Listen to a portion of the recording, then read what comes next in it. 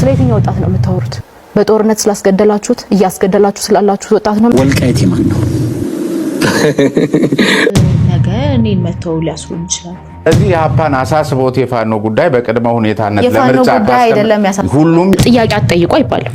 ሰላም ዩቲዩብ እንዴት ናችሁ? ዛሬም በሌላ ቪዲዮ በሌላ አጀንዳ ተመልሼ መጥቻለሁ። የዛሬው ቪዲዮአችን የዛሬው መናገሪያ አጀንዳችን እንግዲህ ሰሞኑን ፖለቲካውን ውጥር ስታደርግ የነበረች አንድ ሴት አለች። እሷን አስመልክቶ የምንመለከታቸው ቪዲዮዎች ይኖራሉ። ምንም አይነት ሀሳብ አንሰጥበትም። እስከ ቪዲዮ መጨረሻ አብራችሁን ቆዩ። ቪዲዮን ከመመልከታችሁ በፊት ላይክ፣ ሼር፣ ሰብስክራይብ ማድረጋችሁ እንዳዘነጉ። ወደ ቪዲዮ ስለወጣት ትጠቅሳላችሁ። ለወጣቱ የስራ ዕድል የወጣት ሀገር አድርገናታል። ስለየትኛው ወጣት ነው የምታወሩት? በጦርነት ስላስገደላችሁት እያስገደላችሁ ስላላችሁት ወጣት ነው የምታወሩት? ፕሬዝዳንታችሁ በየመድረኩ የሚናገሩትን ነገር ሰብስባችሁ ለሌላ መድረክ ለማስተጋባት ከመሞከር በፊት የፓርቲዎች ርዕዮተ ዓለም ምንድነው የሚለውን ነገር ማጥናት አለባችሁ የሚል ምክር አለ። ምክንያቱም ኢህአፓ ኮሚኒስት አይደለም። አሁን ላይ ቁጭ ብሎ ጦርነቶችን ሲያራግብ የሚውል ስርዓት፣ ጦርነቶችን እዚህም እዛም የሚጥድ ስርዓት ኢህአፓንም ሆነ መኢአድን ህዝባዊ አይደሉም በማለት በጦርነት ቀስቃሽነት ሊወቅስ አይችልም። ለእናንተው ነው ጥያቄ። መደመር ብላችኋል። መደመር መጽሐፉን አንብበነዋል። መደመር ማለት ከምዕራፍ ወደ ምዕራፍ ሲሸጋገር የተጣራሱ ሀሳቦች የሚያቀርብ መጽሐፍ ነው። ሲጀምር የኢትዮጵያ ህዝብ የላብራቶሪ አይጣችሁ ነው ወይ? ኢትዮጵያስ የእናንተ ቤተ ሙከራ ናት ወይ የሚለውን እንድትመልሱልን እንፈልጋለን። ስለወጣት ትጠቅሳላችሁ። ለወጣቱ የስራ ዕድል የወጣት ሀገር አድርገናታል። ስለየትኛው ወጣት ነው የምታወሩት? በጦርነት ስላስገደላችሁት እያስገደላችሁ ስላላችሁት ወጣት ነው የምታወሩት? በቢሊዮን የሚቆጠር ዶላር ነው ለጦርነት ያዋላችሁትና ስለየትኛው ወጣት ነው የምታወሩት? ስለ ልዩ አጋርነትም አናነሳም ብላችኋል።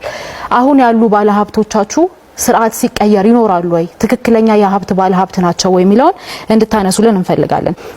ከውጭ ጥገኝነት የተላቀቀ ኢኮኖሚ የሚለውም ኮረም ሳይሞላ በፓርላማ ደረጃ የአይኤምኤፍን ጉዳይ አስወስናችሁ የወርልድ ባንክ ብድር አስወስናችሁ ኮረም ባልሞላበት ሁኔታ በየትኛው መስክ ነው ኢትዮጵያን ከእዳ ወደ ምንዳ ያሸጋገራችሁ? በየትኛው መለኪያ ህዝብ ዳቦ መግዛት ባልቻለበት ኢኮኖሚው ያሽቆለቆለ ባለበት ሁኔታ ሀገርን በብድር ስም ለውጪ በሸጣችሁበት ሁኔታ እናንተ ምረጡን ብላችሁ የመውጣት ሞራሉን ራሱ ከየት እንዳገኛችሁ ታናቅምና አሁን ስላለው ነገር እናውራ። አሁን ያለውን ነገር ማውራት እንደማትወዱ እናውቃለን። ሁኔታውን ስለማውጡ ጥያቄ አትጠይቁ አይባልም። ገብተዋል?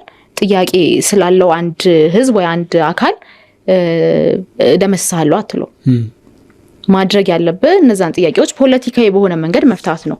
ድሮን መላክ አይደለም ያለብህ። ወታደር መላክ አይደለም ያለብህ። ህዝብን ከቦ ማስራብ አይደለም ያለብህ። ከዓለም እንዳይገናኝ ማድረግ መብቱ የሆኑት በዜግነቱ ማግኘት ይገባቸው የነበሩ መሰረታዊ አገልግሎቶችን መንጠቅ አይደለም ያለብህ። ፖለቲካዊ ጥያቄዎችን በፖለቲካዊ መንገድ መመለስ ነው። ከየትኛውም አካል በላይ ደግሞ መንግስት ኃላፊነት አለበት። ምክንያቱም ምርጫ አሸንፊያለሁ ብሎ አይደለ የተቀመጠው አይደለ?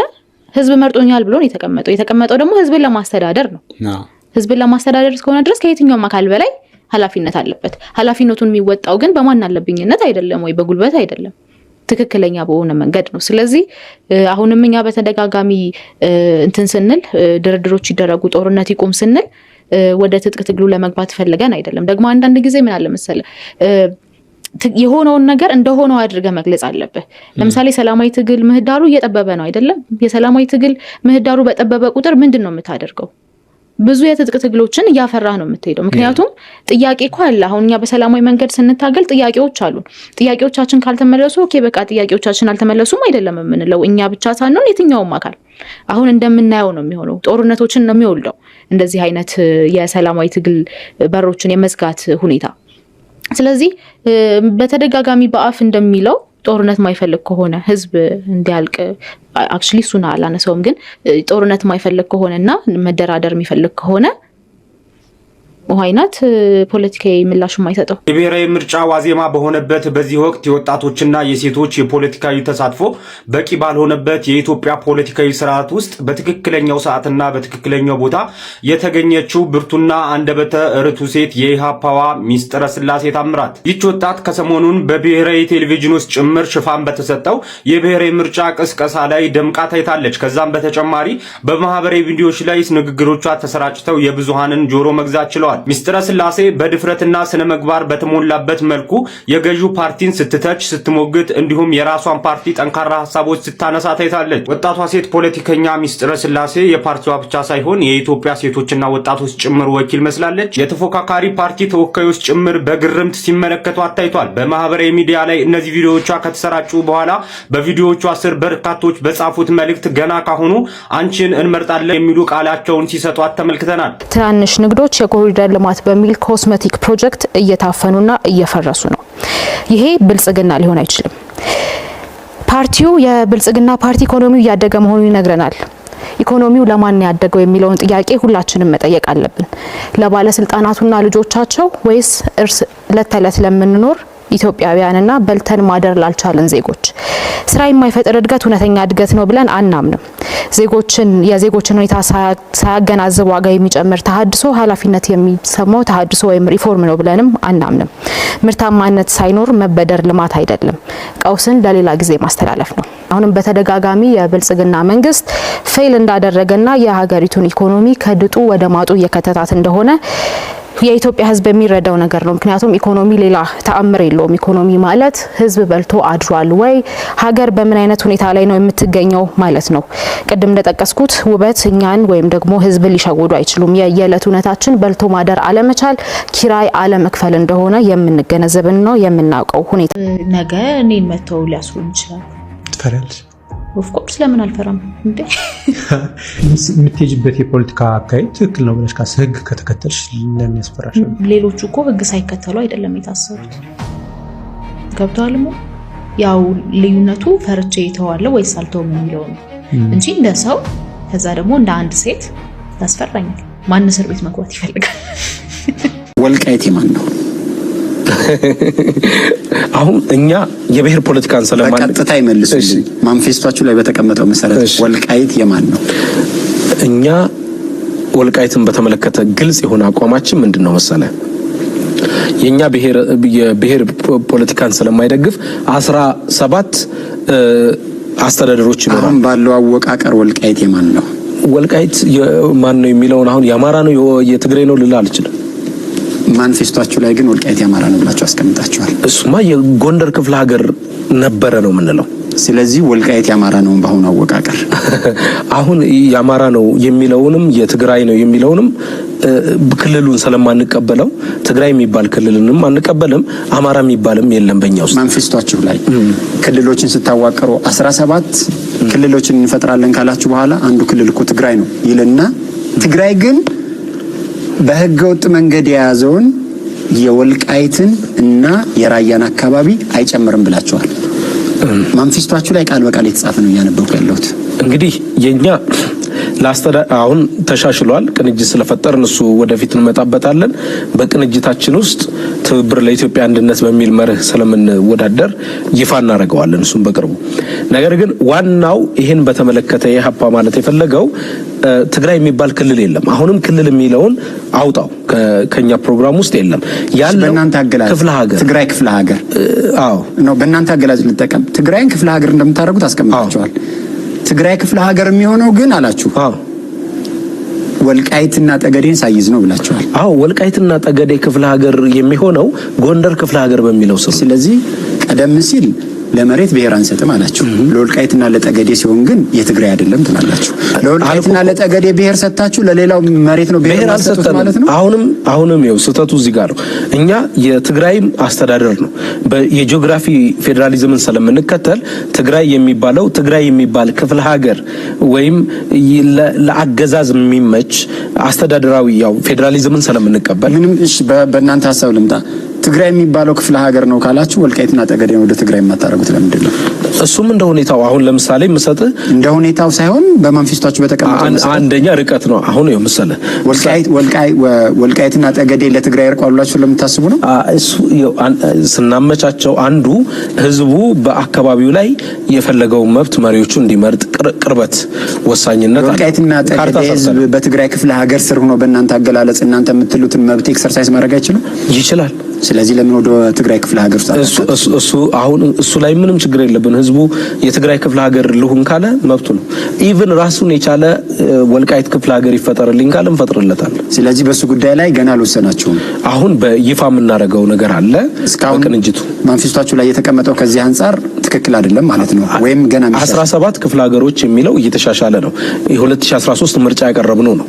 በ17 ክፍለ ሀገሮች ውስጥ የክልሎችን ክልሉ የሚለውን ታፈርሱና ክፍለ ሀገር ታደርጉታላችሁ። አማራና ኦሮሚያ ነው አሁን ያለውን ክልል ወደ ምንድን ነው የምትቀይሩትና እንዴት አድርጋችሁ ነው ወደ ክፍለ ሀገር የምትበትኑት? እንግዲህ አማራ እንደ ቅድም እንደጀመርኩት የጎንደር ክፍለ ሀገር፣ የጎጃም ክፍለ ሀገር፣ የሸዋ ክፍለ ሀገር፣ የምናምን ክፍለ ሀገር እያልክ ተበትነዋል። የኦሮሚያ የሚባል በደርግ ጊዜ እንደነበረው አወቃቀር መለስተኛ ጥገናዊ ማሻሻያ አድርጋችሁ ማለት ነው። እሱን ነው የምትደግሙት። ኦሮሚያንም እንደዛው ነው የምታደርጉት። እሺ እዚሁ ላይ የጋምቤላ አፋር ክፍለ ሀገር ይሆናሉ ባሉበት አላችሁና ኦጋዴን የሚባል ክፍለ ሀገር የሚመሰረታል አላችሁ። የኦጋዴንን ጎሳ አባላት ከዋናው የሶማሌ ህዝብ ለምንድን ነው መነጠል የፈለጋችሁት? እንግዲህ አልኩ አሁን ኦጋዴን ብለን ሶማሌ የሚባል ክፍለ ሀገር አልፈጠርንም። ኦጋዴን በሚባለው ክፍለ ሀገር ሶማሊኛ ቋንቋ ተናጋሪ፣ የአማርኛ ቋንቋ ተናጋሪ በዛ ክፍለ ሀገር ውስጥ ይስተዳደራል። ለምን ታዲያ ሶማሌ ክፍለ ሀገር አትሉት? እሱ ምንም የስም ለውጥ ነው። ኦጋዴንም በለው ሶማሌም በለው ስም ኦጋዴን ጎሳ ነው። ሶማሌ ደግሞ የኦጋዴን ጎሳም የኢሳቅ ጎሳም ሌሎችንም ጎሳዎችንም አካቶ ያዘ ነው። ስለዚህ በትንሹ መጠሪያ ትልቁን ከማድረግ በትልቁ መጠሪያ ሌሎችን መጠቅለል አይሻልም? አሁን አልኩ እኛ በብሔር ፖለቲካ ስለማናምን ለአስተዳደር አመችነትና ስያሜዎቹ ሊቀያየሩም ይችላሉ። ስሙ ምንም ሊሆን ይችላል። ምስራቅም ልንለው እንችላለን። ስለዚህ በብሔር ስያሜ የማታምኑ ከሆነማ ለአፋርና ለጋምቤላም ሌላ ስም ማውጣት አለባችሁ። ለምሳሌ አፋር የስያሜው ላይ ችግር የለብንም። ሚስጥረ ስላሴ ታምራት ፖለቲከኛ ለመሆን ከወሰነች በኋላ ሻይ ለመጣጣት ተገናኝተን ነበርና አንድ ጥያቄ ጠይቂያት ነበር። ኢትዮጵያ ፖለቲካ በጣም ዋጋ ያስከፍላል እና ለኢትዮጵያ ሕዝብ ዋጋ መክፈል አግባብ ነው ብለሽ ታስቢያለሽ ወይ እየጠየቂያት ነበርና የመለሰችልኝ መልስ በጣም ነበር የወደድኩት። እኔ ዓላማ አለኝ፣ ዓላማ ያለው ህይወት መኖር ደግሞ ለዓላማ ዋጋ በመክፈል አምናለሁ ብላኝ ነበርና ከሰው ጋር ተዋወቃለሁ እገሌ ጓደኛዬ ነው ምናምን ነገር የሚል ይዘት ያለው ኮንተንት መስራት በጣም ስሜት እንደማይሰጥ አውቃለሁኝ። ግን ይህንን የግድ ማንሳት የፈለኩበት ምክንያት ስላለ ነው። እንግዲህ ከማቃት ጊዜ ጀምሮ ሁለት በጣም የሚገርሙኝ ባህሪዎች አሏት። ሚዲያ ላይ ያለችው ሚስጥርና በአካል ያለችው ሚስጥር አንድ አይነት ናቸው። ይሄን በጣም ወድላት ባህሪ ነው። ሌላ ግን በጣም የሚገርመኝ ባህሪው ፍጹም የማያቋርጥ እድገት ሁሉ ጊዜ በህይወቷ ታስመዘግባለች። ለምሳሌ ካቻምና ያለችው ሚስጥረ ስላሴና አምና ያለችው ሚስጥረ ስላሴ በጣም የተለያዩ ናቸው።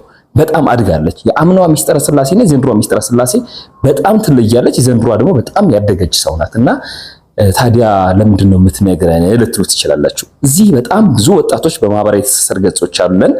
ፖለቲከኛ የሆነም ያልሆነም ፖለቲካ የሚወድም ማይወድም ግን በጣም ጥቂት ነገር ከሷ መማር የሚቻል ይመስለኛል። አንድ ለዓላማ መኖር የተከለከለ በሚመስል ቦታ ላይ ጭምር ፖለቲካ ለወጣት የሚፈቀድ አይመስልም። እዛ ቦታ ላይ ግን በዓላማና በጽናት ላመኑበት ነገር በመቆም አርአያ መሆን እንደሚቻል አሳይታናለች። ይሄ በጣም ለሁሉም ወጣት በጣም ጥሩ ትምህርት ነው ብዬ አስባለሁኝ። ሌላኛው ግን በጣም የማያቋርጥ እድገት በህይወት ላይ ማስመዝገብ ነው። ይሄ በጣም ሁሉ ጊዜ በመጠየቅ ሁሉ ጊዜ ለመማር ራስን በማዘጋጀት በየጊዜው ራስን ማሻሻል ነው። ይሄም ለወጣቶች በጣም ጥሩ ትምህርት ይሰጣል። እንዳልኩት እንግዲህ አሁን አጀንዳ ስለሆነች ነው ሰሞኑን ሚስጥረ ስላሴን ያነሳሁት። ከገሌ ጋር ተዋወቃለሁ፣ ከገሌ ጋር ሻይ ጠጥተናል በሚል መንፈስ ማውራት በጣም ስሜት እንደማይሰጥ አውቃለሁኝ። ግን እንደው በዚህ መንገድ የግድ ማንሳቱ አስፈላጊ መስሎ ስለታየኝ ነው። ለዓላማ መኖርና ሳያቋርጡ ማደግን ከሚስጥረ ስላሴ ብንማር ጥሩ ነው፣ ከፖለቲካው ጎን ለጎን ለማለት። በአማራ ክልል የተለያዩ አካባቢዎች የሚኖሩ አርሶ አደሮች ፋኖን ትደግፋላችሁ በሚል የእርሻ ስራቸውን መስራት እንዳይችሉ መደረጋቸውን አሻም ያነጋገረቻቸው አርሶ አደሮች ገለጹ። አርሶ አደሮቹ የግብርና ግብዓት እጥረት እንዳጋጠማቸውም ጨምረው ገልጸዋል። በትግራይ ክልል አድዋ ከተማ ማርያም ሸዊቶ በሚባል ቦታ የሚኖሩ አርሶ አደር ደግሞ የመሳሪያው ጦርነት ከተጠናቀቀ በኋላ ከግብርና ግብዓቶች አቅርቦት ውጪ ከጦርነት ጋር ተያይዞ የገጠማቸው ችግር እንደሌለ ለአሻም ነግረዋታል። ተጨማሪ አንድ ማህበረሰብ የህልውና አደጋ አለብኝ ሲልህ የለብህም አትለው። እሱ ነው የሚያውቀው፣ ከሱ በላይ አታውቅለትም። አለብኝ ብሎ ከታገለ ምንድነው የምታደርገው? ጥያቄው በወታደራዊ መንገድ ሳይሆን በፖለቲካዊ መንገድ እንዲፈታ ነው አርጅ የምታደርገው። መፍታት የሚችለው ነው። የተነሳው ጥያቄ ለማስመለስ መሳሪያ ከሆነ መጀመሪያ ጥያቄው በፖለቲካዊ መንገድ እየተፈታ ስላልነበረ ነው ወደ መሳሪያ የተገባ። እዚህ የሀፓን አሳስቦት የፋኖ ጉዳይ በቅድመ ሁኔታነት የፋኖ ጉዳይ አይደለም ያሳስበው ሁሉም እንትን ያነሳ የፋኖ ጉዳይ ብቻ ወይም የሆነ ታላቂ ኃይል አይደለም ኢሹአችን። ጦርነት መቆም አለበት። ጦርነቱ እንዲቆም ጄኒውን ድርድር ያስፈልጋል። አፍተሮል ጦርነት እየተደረገ ነው ለማለትም አሁን በኔ ደረጃ ወይም ባንቺ ደረጃ ተገቢ ነው ወይ ማለት ግጭት ነው ጦርነት ነው የኔና ያንቺ እንትን አይደለም። ነገር ግን ዞሮ ዞሮ አይ ነው እንጂ ጦርነት የምትለው አሁን ለምሳሌ ጠቅላይ ሚኒስትሩ የጠቀሱ የገለጹት ምንድነው እኛ ሳንፈርም የሚላ ጦርነት ነው ሳቸው አዳምጠኝ እንትኑ ብያኔውን እኮ ልነግርህ ነው። እኛ ሳንፈርም የሚላክ ድሮን የለም ድሮን እንልካለን ፈርመን እያንዳንዱ የድሮን ጥቃት በእኛ የተፈረመበት ነው ብለዋል። ያ ድሮን እኔ እውነቱን ለመናገር ታጣቂን ገደለ ሲባል አልሰማሁም። ንጹሃንን ነው ተደጋጋሚ ሲገድል የነበረው። ጦርነት ለማለት ምንድነው የሚጠበቀው? ጠቅላይ ሚኒስትሩ ወይ ሀገር እመራለሁ የሚለው አካል ወጥቶ ጦርነት ካላለው እያንዳንዱ የሚያሳየው ነገር ጦርነት ሆኖም ጦርነት አንደውም ግጭት ነው ልንል እንችላለን ነው ፖይንቱ። ለመንግስት ሊተው የሚገባቸው አሉ ወይም አሁን ያልሹን ለምሳሌ በዚህ ቦታ ላይ ጦርነት እያደረግን ነው መንግስት ሳይል በግጭት ደረጃ ያለውን ጦርነት ልል አልችልም። አይ ንጹሃን በጅምላ እየተገደሉ ግጭት ነው ልለው ደግሞ ነው በጅምላ እየተገደሉ የሚለውንም የሚያጠና አካል እሱማ በጣም ብዙ ዓለም አቀፍ ተቋማት ገለጹት። ለአይን ማግኘት የኔና ያንቺ አጀንዳ ግን ይሄ ቅድመ ሁኔታው ነው ለያፓ። ስለዚህ አብሮ እየሰራ ነው ሊያስብል ይችላል ወይም መንግስት አብራችሁ እየሰራችሁ ነው ብሎ ቢተነኩሳችሁ አይችልም። ተገቢ አይደለም። ከገባችሁበት በደንብ ለምን አይችልም መሰለ ፋኖን አምጥታ 4 ኪሎ አስገባላል ነው ጦርነቱ ይቆም። ህዝብ እየገደለ ያለው ህፃናትን ከትምህርት ገበታ እያፈናቀለ ያለ ጦርነት እንዲቆም ለዛሬው በዚህ በቃ። ቀጣይ በሌላ ቪዲዮ እስከምንገናኝ ድረስ ቸር ሰንብቱ። ቪዲዮ ላይክ፣ ሼር፣ ሰብስክራይብ ማድረጋችሁ እንዳዘነጉ ቸር ሰንብቱ።